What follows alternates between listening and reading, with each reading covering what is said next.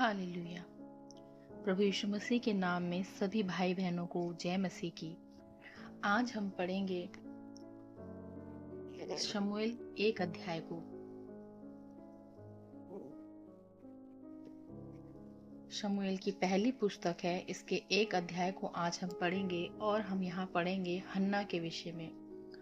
परमेश्वर का वचन कहता है, हन्ना एक ऐसी औरत जिसे कई वर्षों तक संतान का सुख प्राप्त नहीं हुआ, लेकिन फिर भी वो परमेश्वर को अपने दुख को बताती है, प्रभु में विश्वास करके अपनी सारी दुख, अपनी सारी स्थिति को परमेश्वर के आगे रख देती है।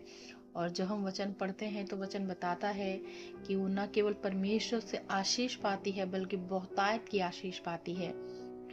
हन्ना उदाहरण है उन बहनों के लिए जो बहुत समय से अपने कोख में संतान के आशीषों से वंचित हैं, पर प्रभु का वचन कहता है प्रभु आपकी कोख को खोल देगा। हालेलुया। प्रभु आपको संतान की आशीष देगा, क्योंकि प्रभु के लिए कोई कार्य असंभव नहीं है।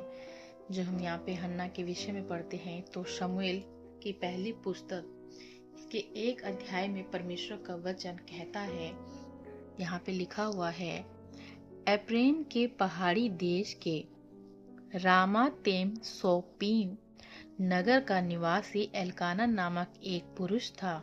वह एप्रेमी था और सूप के पुत्र तोहू का परपोता, एलू का पोता और यरोहाम का पुत्र था। उसके 2 पत्नियां थी, एक का नाम हन्ना और दूसरी का पनीना था। पनीना के तो बालक हुए, परंतु हन्ना के कोई बालक ना हुआ। वह पुरुष प्रति वर्ष अपने नगर से सेनाओं के यहोवा को दंडवत करने और मेल बलि चढ़ाने के लिए शीलो में जाता था।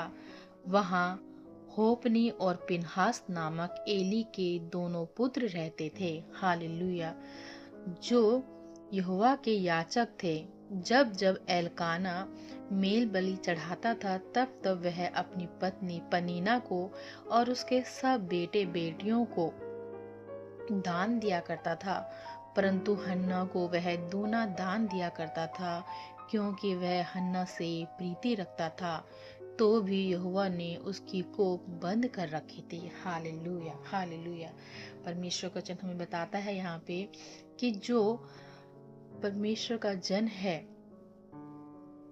एल्काना, वो प्रभु में बहुत ही विश्वास योग्य है।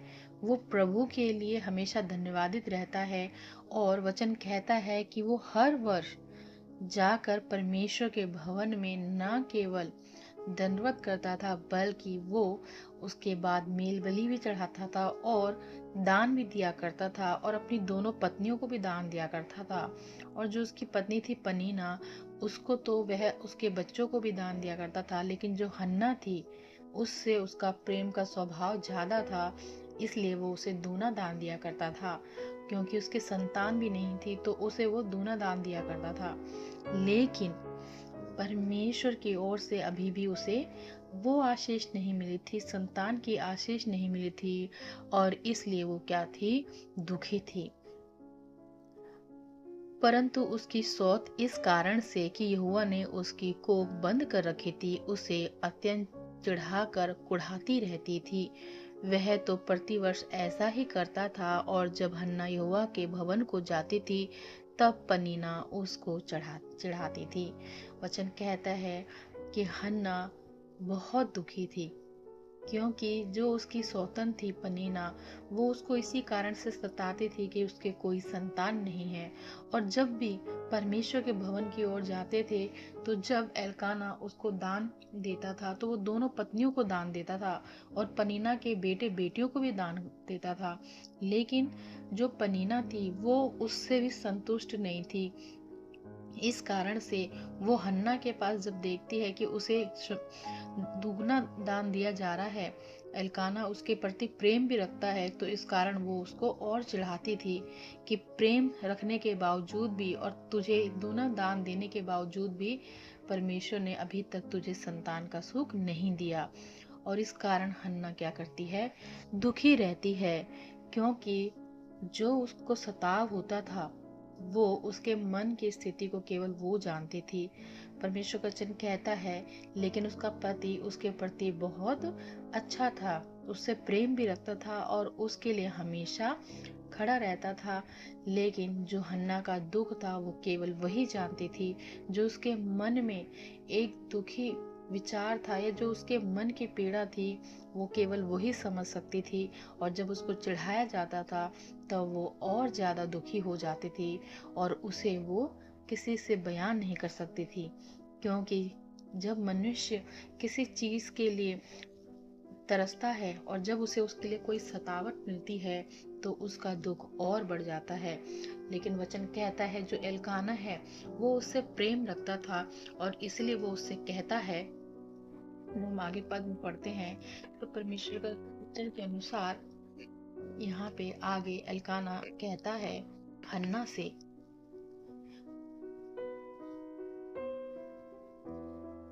उसके पति एल्काना ने उससे कहा, हे हन्ना, तू क्यों रोती है और खाना क्यों नहीं खाती और तेरा मन क्यों उदास है?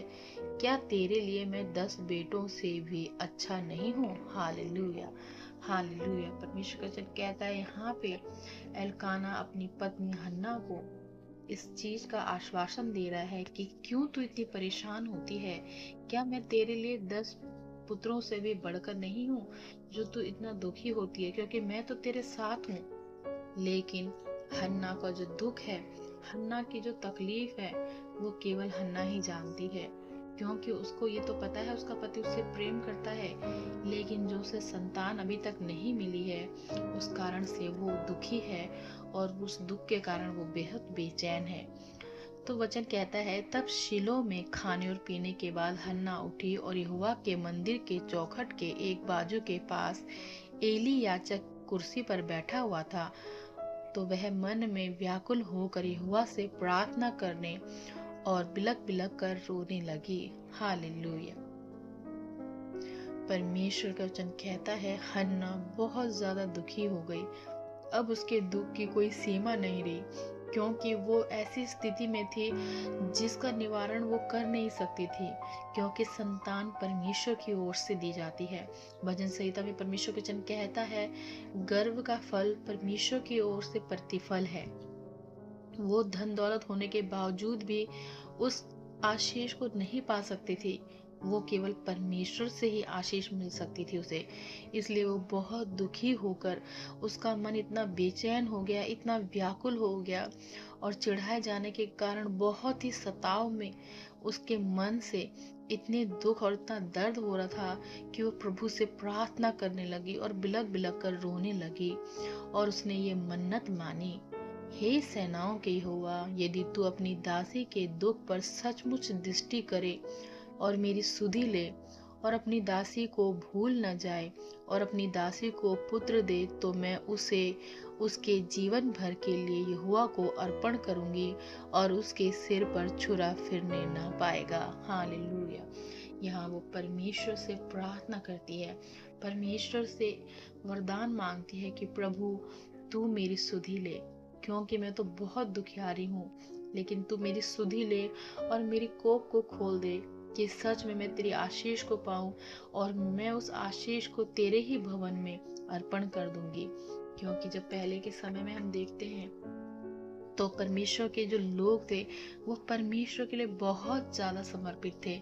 यहाँ पे हन्ना भी उसी चीज को दर्शाती कि जो प्रभु से आशीष पाएगी तो वो अपना लालच नहीं करती है कि उसे मैं अपने पास रखूंगी, अपने संतान को और जीवन भर उसको अपने साथ रखूंगी। नहीं, वो बस केवल इतना चाहते थे कि जो उसे सताव हो रहा है, जो उसे दुख दिया जा रहा है कि वो एक बांझ है, उस कारण से वो कहती है कि प्रभु बस तू मेरी सुधि ले ले, मेरी कोख को खोल दे, ताकि जो मेरे विरोधी हैं वो का मुख बंद हो जाए और मैं उस संतान को तेरे ही भवन में अर्पण कर दूंगी ताकि वो सदा तेरी सेवा करे।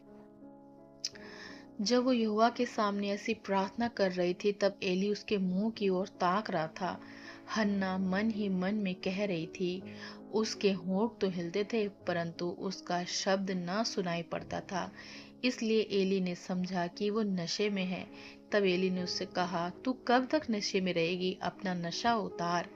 वचन कहता है हन्ना अपने हृदय में इतनी दुखी थी कि उसके मुंह से उसके होंठ तो हिल रहे थे, लेकिन उसके मुंह से कोई शब्द नहीं निकल रहा था, क्योंकि वो बहुत ज्यादा दुखी थी। वो अपने हृदय की पीड़ा से बहुत ज्यादा दुखी थी। उसके मुंह में कोई शब्द ऐसे नहीं थे जो बाहर प्रकट हो सके कि वो प्रभु से क्या प्रार्थना कर रही है। और एली समझता है कि शायद इसने नशा कर रखा है, और इसीलिए वो कहता है कि तू कब तक नशे में रहेगी? अपने नशे को उतार। लेकिन हन्ना कहती है, नहीं हे मेरे प्रभु, मैं तो दुखिया हूँ। मैंने ना तो दाख मधु पिया है, ना मदिरा। मैंने अपने मन की बात खोल कर यहोवा से कह दी है। अपनी दासी को ओछी स्त्री ना जान। जो कुछ मैंने अब तक कहा है वह बहुत ही शोकित और चिढ़ाई जाने के कारण कहा है। यहाँ पे वो अपने प्रभु के दास से कहती है कि प्रभु, मुझे ऐसी स्त्री मत जान। मैं ऐसी स्त्री नहीं हूँ जो नशे में रहे या जो ऐसे काम करे, लेकिन मैं तो बहुत दुखी हूँ। बहुत चिढ़ाए जाने के कारण मैं बहुत शोकित हूँ। इसलिए मैंने अपनी जो भी हमारी प्रार्थनाएं हैं, जो भी मेरे हृदय की वेदना है, सब परमेश्वर से कह दी है। एली ने उससे कहा, कुशल से चली जा, इज़राइल का परमेश्वर तुझे मन चाहा वर दे। उसने कहा, तेरी दासी तेरी दृष्टि में अनुग्रह पाए। तब वह स्त्री चली गई और खाना खाया, और उसका मुंह फिर उदास ना रहा। आमीन आमीन।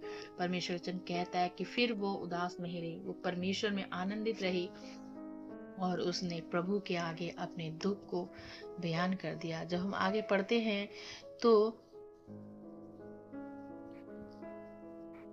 19 अध्याय में लिखा है, वे सवेरे उठकर यहोवा को दंडवत करके रामा में अपने घर लौट गए, और एल्काना अपनी स्त्री अन्ना के पास गया, और यहोवा ने उसकी सुधि ली।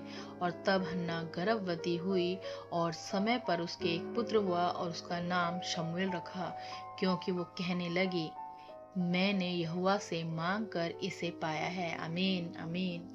प्रभु का वचन कहता है, वो धन्यवाद देती है प्रभु को, और उसका नाम शमूएल रखती है, क्योंकि वो कहती है कि मैंने प्रभु से इसे मांग कर पाया है। और फिर एल्काना अपने पूरे घराने समेत यहोवा के सामने प्रतिवर्ष की मेल बलि चढ़ाने के लिए और अपनी मन्नत पूरी करने के लिए गया। परंतु हन्ना अपने पति से ये कहकर घर में रह गई कि जब बालक का दूध छूट जाएगा तब मैं उसको ले जाऊंगी कि वो यहोवा को मुंह दिखाए और वहां सदा बना रहे। आमीन। वचन कहता है कि जब हन्ना ने पुत्र पा लिया तो प्रभु में आनंदित थी, और अपने पति से कहती है कि मैं अभी कुछ समय क्या है घर पर ही रहूंगी, ताकि जब ये बच्चा ऐसा हो जाए कि इसका दूध छोड़ जाए, ये इतना हो जाए कि ये दूध छोड़ दे, तो मैं इसको क्या करूंगी, परमेश्वर के भवन में छोड़ आऊंगी, ताकि ये परमेश्वर की महिमा करे। वो परमेश्वर के लिए ईमानदार थी। वो परमेश्वर के लिए अपनी समर्पण की भावना को त्यागती नहीं है।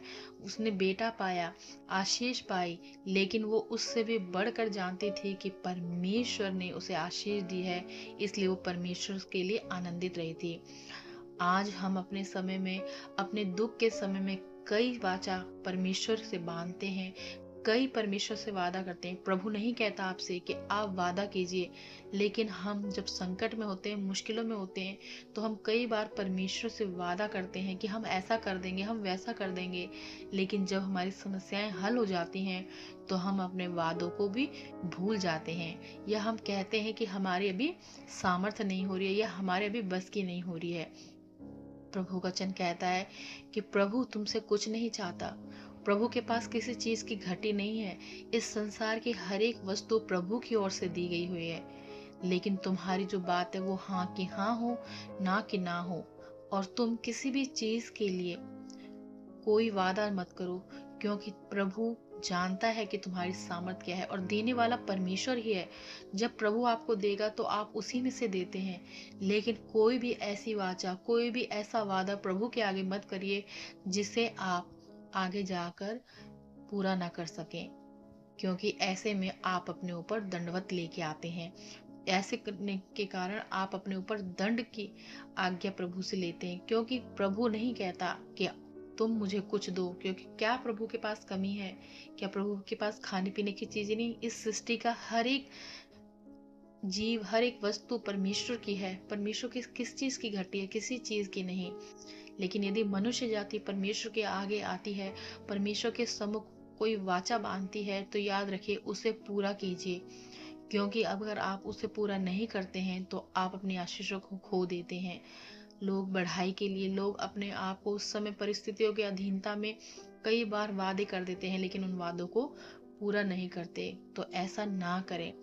आप जो कर सकते हैं केवल उसी के लिए हामी भरें, क्योंकि प्रभु आपसे कुछ नहीं चाहता। प्रभु केवल चाहता है कि आप प्रभु में ईमानदार बने रहें, प्रभु में ईमानदार बने रहें और प्रभु को धन्यवाद देते रहें, क्योंकि प्रभु आपके जीवन को एक अच्छी राह देना चाहता है, एक अच्छा जीवन आपको देना चाहता है, आपको संसार की बुराइयों से बचाना चाहता है।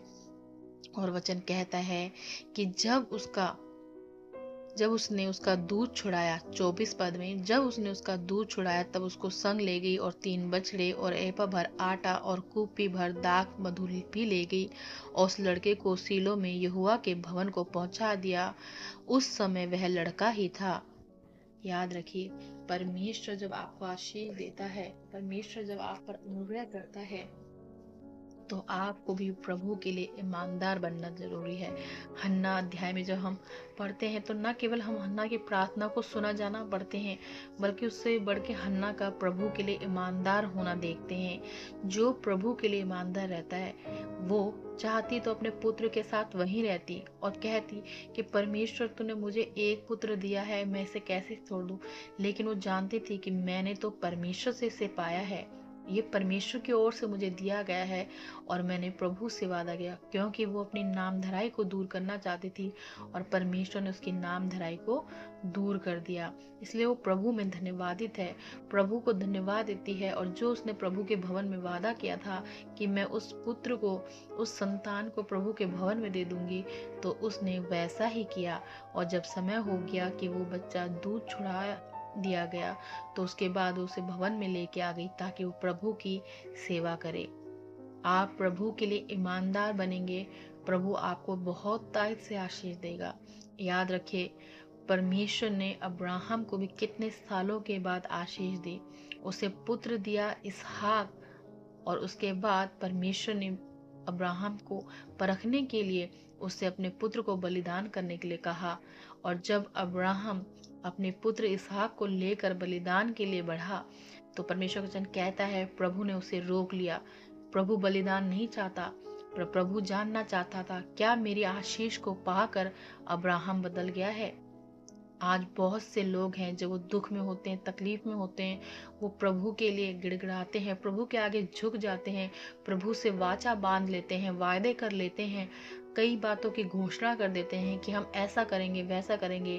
और जब उनके साथ वो भलाई हो जाती है, उनके कार्य हो जाते हैं, तो वो उन बातों को भूल जाते हैं, वो उन चीज़ों से मुकर जाते हैं और फिर वो अपने ऊपर दंड लेके आते हैं। क्योंकि प्रभु का वचन कहता है प्रभु ना बदलने वाला परमेश्वर है। और जब हन्ना ने भी प्रभु से आशीष पाई, उन पर अनुग्रह हुआ, तो प्रभु के लिए धन्यवादित हो गई। याद रखिए, प्रभु आपको आशीष देना चाहता है, पर आप प्रभु में कितने ईमानदार है, प्रभु इस बात को परखता है। प्रभु मन को परखने वाला परमेश्वर है। वो मुंह देखकर विचार नहीं करता, वो आपके कहने से विचार नहीं करता, वो आपके मन को जांचता है। आप प्रभु में ईमानदार हैं तो प्रभु आपकी भलाई करेगा, आपकी महिमा करेगा। आपको जो घटी कमी है प्रभु उससे बहुत तायत से देगा। प्रभु ने हन्ना के कोख को बहुत सालों के बाद खोला, जब उसने अपने दुख को प्रभु के आगे बखान कर दिया, जब उसने प्रभु के आगे अपनी सारी परिस्थिति को रख दिया, बहुत दुखी होकर टूटे मन से उसने प्रार्थना करी, तो परमेश्वर ने उसकी प्रार्थना को सुन लिया। क्योंकि भजन संहिता में कहता है परमेश्वर का वचन कि प्रभु टूटे हुए मन की प्रार्थना को तुच्छ नहीं जानता।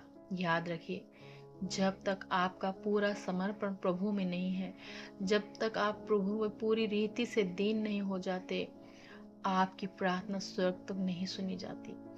आप प्रभु में दीन रहें और याद रखें, जो परमेश्वर हन्ना के कोख को खोल सकता है, जो परमेश्वर हन्ना को शमूएल देकर आशीषित कर सकता है, वही परमेश्वर आपकी भी कोख खोल देगा। आमीन। प्रभु आपको आशीष देना चाह रहा है। तैयार हो जाइए प्रभु के लिए और अपने मन को दीन करिए। अपने दुख को परमेश्वर के आगे रखिए, मनुष्यों के आगे नहीं। मनुष्यों के आगे आंसू बहाएंगे तो हो सकता है वो आपके सामने आपके लिए दुखी हो, लेकिन पीठ पीछे वो आपका मजाक बनाएंगे, आप पर हंसेंगे। और अगर नहीं करेंगे तो वो आपके लिए कुछ नहीं कर सकते, केवल परमेश्वर आपके लिए कर सकता है। तो अपने दुख को, अपनी परिस्थितियों को परमेश्वर के आगे रखें। आप परमेश्वर से आशीष पाएंगे। मनुष्यों के आगे रखेंगे तो मनुष्य क्या कर सकता है, वो भी तो हमारे ही समान नाशवान होने वाला मनुष्य है, उसकी सामर्थ्य में क्या है। लेकिन अगर आप परमेश्वर के आगे अपनी प्रार्थनाओं को रखेंगे, अपनी समस्याओं को रखेंगे, तो याद रखिए आप कभी भी निराश नहीं होंगे। आपकी हर एक प्रार्थना का उत्तर दिया जाएगा। प्रभु के लिए ईमानदार बनिए। प्रभु की आशीषों को पाना है तो प्रभु के आगे दीन होना सीखिए। अपने टूटे हुए हृदय से प्रभु के आगे आए, अपनी ईमानदारी के साथ प्रभु के आगे आए और प्रभु आपको भरपूरी देगा। हम धन्यवाद देते हैं प्रभु के लिए, आज के दिन के लिए हम धन्यवाद देते हैं और इस आशीष के लिए हम धन्यवाद देते हैं, क्योंकि प्रभु का वचन कहता है प्रभु आपकी कोख को खोलने जा रहा है। याद रखिए प्रभु में ईमानदार बनिए, इधर उधर कान ना लगाएं, इधर उधर विचार ना करें, प्रभु की ओर एकटक होकर देखते रहें। प्रभु आपको आशीष देगा। आमीन आमीन।